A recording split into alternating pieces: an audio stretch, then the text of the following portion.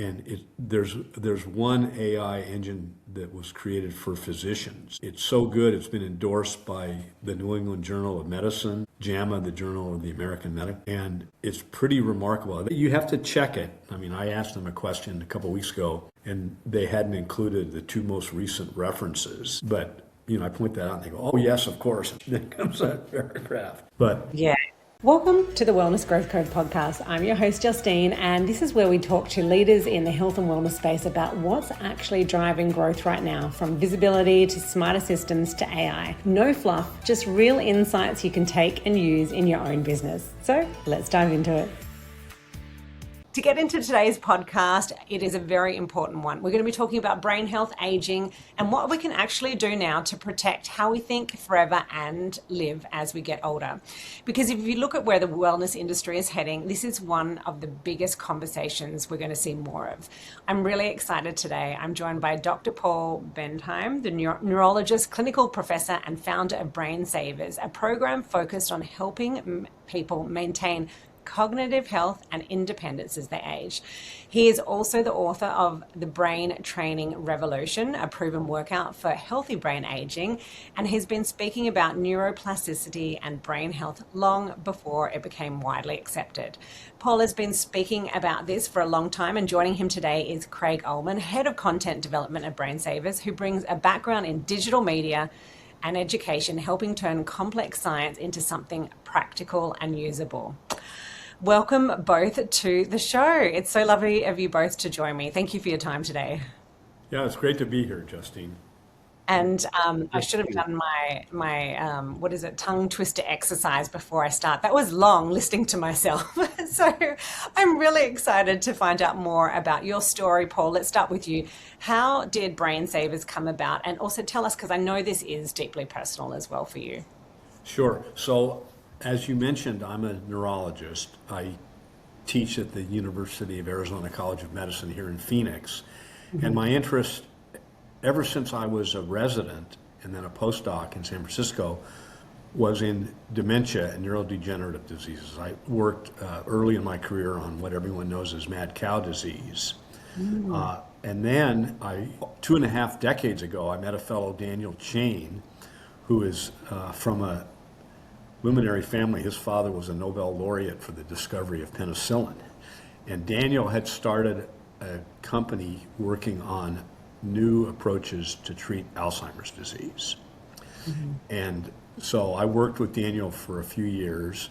Unfortunately, that company closed because of lack of funding. But almost simultaneously, I came across new literature talking about how you can protect your brain initially through physical exercise.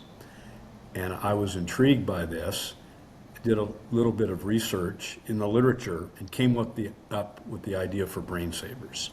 And when I started this, it was considered voodoo science. I was taught, every medical student and resident, until relatively recently, that the brain was hardwired. And there wasn't a whole lot you could do about the wear and tear that comes with aging. And starting about the age of 40, as the dogma went, your brain started to unravel. And if you were lucky, it unraveled slowly and you lived to old age, cognitively, mentally intact. If you were less lucky, you became senile. Your brain unraveled more quickly. That was the term. Now we talk about dementia. Well, scientists in the laboratory initially, and then in the human laboratory, the clinic, made these remarkable discoveries starting a quarter of a century ago, that in fact the adult brain is plastic. Neuroplasticity is one of the fundamental principles upon which we started this company, meaning you can change the architecture of your brain. And the other major principle is what we call cognitive reserve. If you live a brain healthy lifestyle, you raise the bar, you raise the threshold to degeneration from a disease like Alzheimer's. So to cut to the chase here, what we did is put together 6 pillars of lifestyle: physical exercise, cognitive memory exercises, socialization, stress reduction, healthy nutrition, healthy sleep habits, and I think I said stress reduction. So those are the 6. And fortunately, I was able to recruit Craig to help with the content, and we now have 2 full years of content for our program, which is delivered in 2 formats with instructors, certified instructors in live classes, or more recently on pre-recorded short segments on each of the pillars, plus various exercises, physical and other, online. And so we stuck with it, and now we're seeing the light of day, because I mentioned this was voodoo science. I wouldn't talk about it with my academic colleagues because they would laugh at me. But then in 2015, a large study was published out of Finland, the so-called finger study, showing that at-risk seniors who did a multi-component lifestyle program had better cognitive function after 2 years. And then, more importantly, the United States Alzheimer's Association did a study that was just released last July, and it corroborated what the Scandinavian research found. It took it further. So now, brain healthy lifestyle is front and center in this battle against Alzheimer's disease. And the experts who study epidemiology estimate that at least 45% of all cases could be prevented if people reduce their risk factors. And among those risk factors are not exercising, not staying mentally active, and others like hearing loss, visual loss, diabetes. So there are a whole host of factors that can be addressed. But as I say when I talk to lay groups, everyone has to be their own brain healthy quarterback. I can talk till I'm blue in the face about this. It's my passion, but each of us has to make a decision, change behaviors. Yeah, I love that. And you were talking about Craig in the content before. So I guess, Craig, you sit at that intersection of like messaging and content and growth.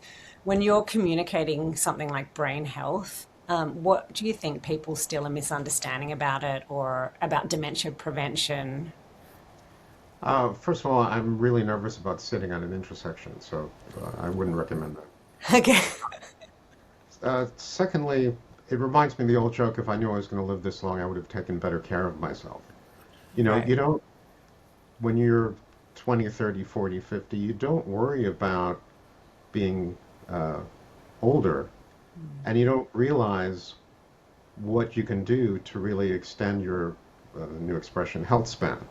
You know, the amount of time you have that you feel well and fit, more than just like living as a vegetable.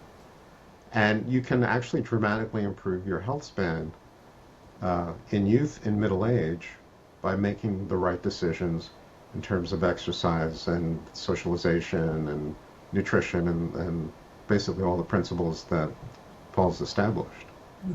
So there's a huge upside to the program, and it's a lesson that not just seniors, but everyone really needs to learn.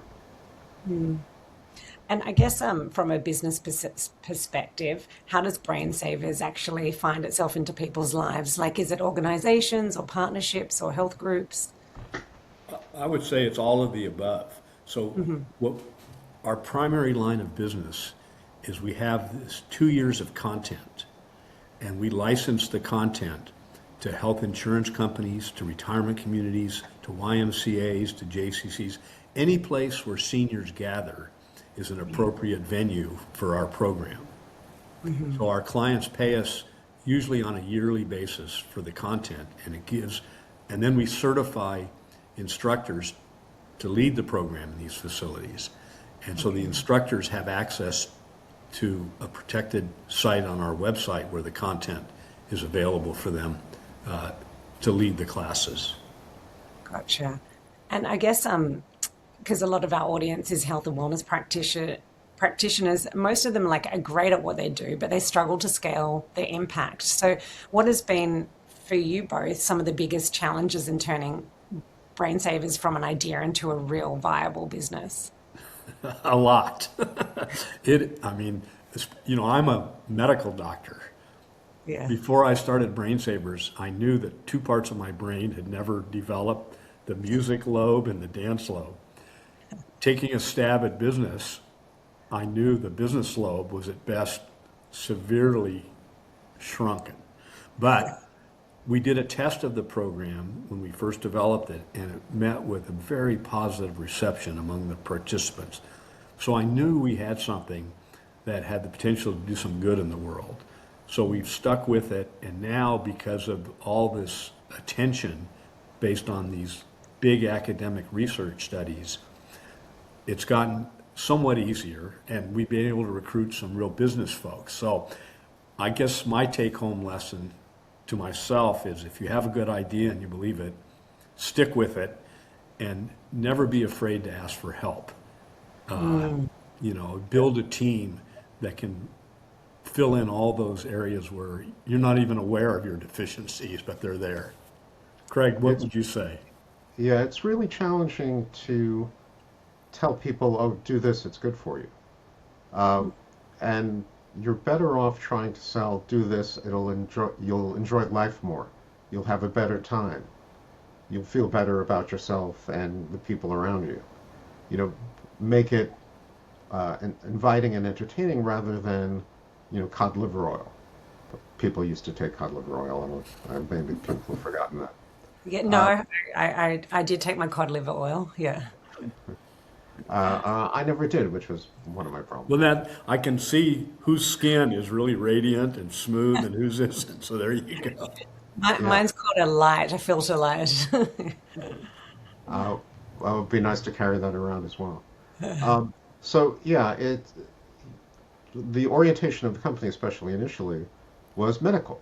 Paul's a doctor. He considered these participants to be kind of like patients, and he was worried about their health.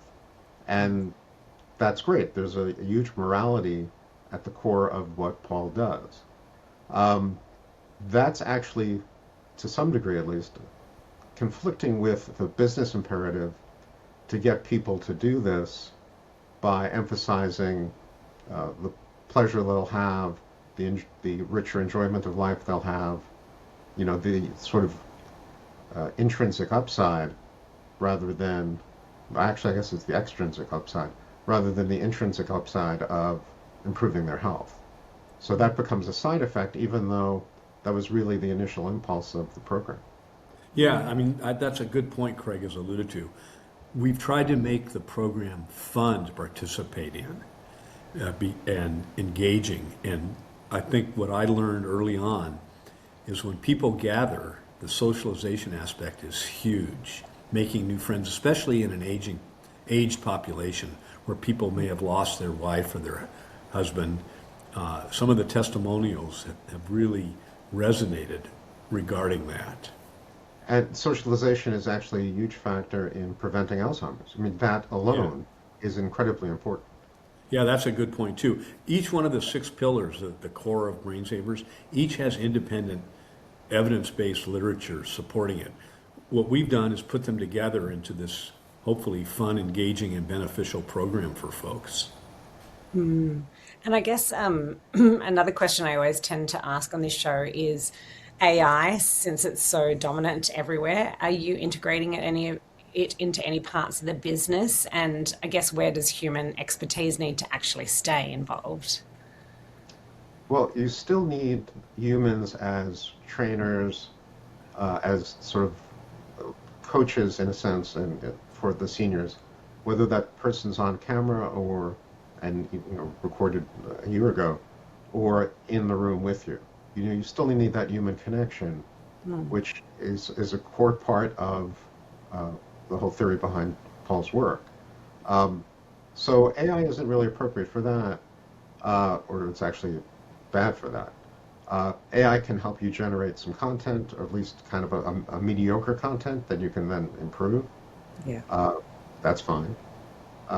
So it has its uses, but there's huge swaths of the economy that are not going to change or only sort of mildly be improved in terms of productivity with AI. It's not a solution for everything. Yeah, and since our business folks are not on this podcast, Justine, and I can't really speak to that, but I know it increasingly has a role in at least generating leads for sales. And but again, that's about all I am equipped to say about it, because that's all I know. It's a productivity tool, and it's not uh, changing the universe. Yeah. Yeah. You mentioned that a lot of your followers are individual practitioners, and we haven't really talked about our online program, which is probably more appropriate for them. And really, Craig has led the development of that. We used to call it BrainSavers Synapse, because a synapse is when two nerve cells connect and talk to one another. We started it during COVID, and so staying connected was sort of the tagline, but we've changed that now because too many people don't know what a synapse is. We just call it BrainSavers Online. And what Craig has done is revise the content so that it can all be produced in videos. And so the videos are available to participants on an ad hoc basis. They can do it whenever they want, and they can repeat it whenever they want. Craig, do you want to add to that? That's a good summary. It was a really interesting experience taking the live classes and trainers and actually recording them on video, because you might be a very good trainer in real life, but that doesn't necessarily come across on camera. And when we first started doing it, I told Paul, look, we're going to do this for 6 months, then I'm going to say, let's throw everything out and start over. Because I've had this kind of experience before. Yeah. And that's exactly what happened. But the quality of the work was so much better than just, well, let's shoot something in the living room and, it's the web, so it's okay. We had more production values and much better performances, but the performances were by, professional neurologists, professional trainers, and that made it actually quite enjoyable to produce and I think enjoyable to use. Yeah, Craig complimented it. Oh, sorry, Justine, but Craig complimented us all after a while, saying you guys are actually pretty good on camera. But hearing that from him, I still have not gotten a single phone call from Hollywood. So I don't know. I guess that is a very good point, because I feel like a lot of people are doing online programs. Have you got any advice on how you've marketed it that's been successful, or anything that's worked or not worked? We're just starting to do it, and rather than doing kind of a retail thing, although we'll end up doing that too, we're working with partners that already have hundreds or thousands or more than thousands of aging Americans who could sign up for it. So we're kind of leveraging their audiences, but it's early days on the digital side. Yeah, but I'll just elaborate a bit. We have a really great partner, a large health plan in Texas, and they, for their 1.5 million members over the age of 50, I guess, 55, they do an annual cognitive wellness screen. And so if everything's okay, the recommendation from the physician or the nurse practitioner is, okay, go to one of our community centers and do BrainSavers. If you can't go to the community center, do BrainSavers online. For the folks that show some cognitive issues, they get referred to a more specialized clinic for a more complete medical evaluation. Okay, so partnerships are a Oh, big yeah. thing. Yeah. Yeah. And it's all about win-win situations. Yeah. And You're saying not just what's in it for me, also oh providing yeah, some. I think at least I can only speak as a physician. What are we in the world for but to care for people? And that's been our philosophy at BrainSavers. We want to care for And people. that's that moral core that I mentioned before that is so disconcerting to business people. Yeah. Not I all guess business people, but if you could wave a magic wand right now for your business and unlock, the next level of growth, or what is the next step for BrainSavers? Craig, you go first on that one. I was hoping you'd take a stab at it. I think establishing these partnerships on the online side, and that's the best way to scale. Yeah. And there's this kind of now I'll kind of reverse the debate.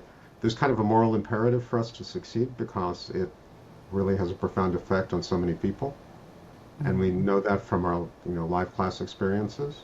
That A, this works, and B, that it really benefits people. Yeah. So uh, we kind of we kind of have a moral obligation to succeed. Yeah. So that's on the digital side. On uh, the live side, it's kind of an understanding or a learning of what's financially appropriate, what's the best way to do this. Uh, there are a bunch of different organizations we're working with. They all have their different ethics, their different organizations. So how you work with a JCC might not be the same as how you work with the YMCA, for instance, just Yeah, by but how they're I'll structured. jump in. So I would like to see our program be adopted by some of the large medical insurance companies, especially those that have big Medicare Advantage programs. The Medicare Advantage programs provide evidence-based interventions for members, and that would be a way to really scale these proactive health and wellness programs. Yeah. And also looking at the future, what do you think is the future of the brain health industry? What do you think that's going to look like, Paul? Well, I'm patting myself on the back since you asked that. When I first started this and realized that we were at the cusp of this epidemic of Alzheimer's disease, because age is the biggest risk factor. So with 10,000 boomers turning 60 or 65 every day, and age is the biggest risk factor, the number of people with Alzheimer's is going to go from 7 million today to about 15 million by 2050. And it's the most expensive disease for, in many ways, not just financially, but emotionally. So I would like to see this provided to as many millions as possible. Way back when I started this and realized, I said the brain health industry is going to exceed the heart health industry at some point. And the heart health industry is measured in tens of billions of dollars, because it's a very common group of disorders, diseases. Yeah. And I know your goal was to reach 1 million people, Yeah. which I loved. Hey, where are you alongside of that goal yet? Do you know? We're an order of magnitude away, but we're going to get there. Yeah, well, anything I can help do to Yeah. get the wonderful world out, I would love to. It's just, yeah, so important. I know for you, Paul, it was a very personal mission too when you Yeah, you started. mentioned that. My father and my aunt, brother and sister both died with Alzheimer's disease. And, we're not a unique family. This is such an increasingly prevalent disorder, disease, that there's hardly a family that's not touched either directly or through a friend. We all hear the stories now. Yeah. And I guess that's a good point too. Like if someone's watching where they have a parent that's declining or a friend, or they may be scared about the future, like have you got any words of wisdom or anything you would want them to understand? Yes, absolutely. Rule number one is, even though there are some FDA-approved therapies for Alzheimer's disease that have just been approved in the last couple of years, they're not cures. Everybody who's showing some memory loss, some cognitive issues, needs a comprehensive examination by a qualified doctor to look for Alzheimer's mimics. There are a small number of disorders that can mimic Alzheimer's but are treatable, reversible. And that's why a complete evaluation is so critical. Yeah, I love that. And I guess if you could leave, well, actually, do people just go to their local doctor for that, or is there any special website? Yeah, Yeah. no, well, so initially they should see their family doctor, their internist, and then he or she, the doctor, will say, I think you need to see a neurologist or a cognitive psychologist and get testing. So now increasingly, every physician in this country is aware of dementia and Alzheimer's disease. And there are guidelines that are published by all the major organizations on how to evaluate a patient. And I guess if you both could leave like one tip each, well, I know there's a lot of tips, but like how could people better protect their brain today? What would it be? Good question. So we have this 6-pillar program. All 6 are important, but you're a couch potato, if you're sedentary, start moving. Even a 5-minute walk, and do that until you feel like you've built a little stamina reserve. Increase it to 10 minutes. And the goal is to move at just a modest pace for 30 minutes, 5 days a week. And that benefits not only your mood, your brain health, your cardiovascular health, your musculoskeletal health. And you start thinking then about what else can I do? People start eating a more healthy diet. They often meet other people, socialize, so it snowballs. So that's, any movement is better than no movement. That's the bottom line. Yeah, there's also, I obviously totally agree with Paul, it's his expertise, but there's also kind of a new thinking that Alzheimer's is a disease of middle age. Not that you get Alzheimer's at middle age, but the lifestyle you have at middle age, the personal decisions you make, ultimately pay off or blow up when you get older. So the point isn't to wait until you're 55 or 60 or 65 before you start doing even very simple things, like eating more vegetables, or learning a new language, or learning a whole new field that you don't have any background in, to exercise your brain. Just simple things like that can have profound payoffs later in your life. But you need to start making those decisions now, not in a decade or two, three. Craig is 100% correct. The pathological brain changes, the changes in the cells of your brain, start decades before you start to have symptoms of memory loss or whatever. And so, the overall goal for BrainSavers is that parents start teaching their kids at an early age around the dinner table about healthy eating, about the importance of exercise, the whole thing. And if we can do that, you'll see the society being healthier, and you'll see the cost of healthcare go down. Yeah, I love that. I mean, I've learned so much that really it's such a preventable thing if you just start taking these small, easy, they're very easy actions. Yeah, you don't have to run a marathon to have a healthy heart and a healthy brain. You have to walk for 30 minutes and keep at it. And these days it's so easy. Like I love going for my walk because it's like a break. I can listen to my podcast, or if I need motivational music. I notice in our neighborhood, there's a husband and wife. I think they're kind of mid-70s, and they each have one of their ear pods in, and they listen to a book, and they go walking after dinner, and it's so cute. And sometimes they hold hands, and I'm like, oh my goodness, that still exists. That reminds me of something of a couple decades ago. Art Kramer, who is now in Boston, but he was at the University of Illinois. In my estimation, he's the founder of the new science of physical exercise benefiting the aging brain. And way back, Art's group started a walking book club in the Midwest in the winter where you can't be outside, it's too darn cold. So they would walk in the malls and have a book club while they're walking. That's so great. Yeah. I But your love point it. about 5 minutes outdoors to reduce your stress is a good one. Well, I think that was your point, but I'll take it.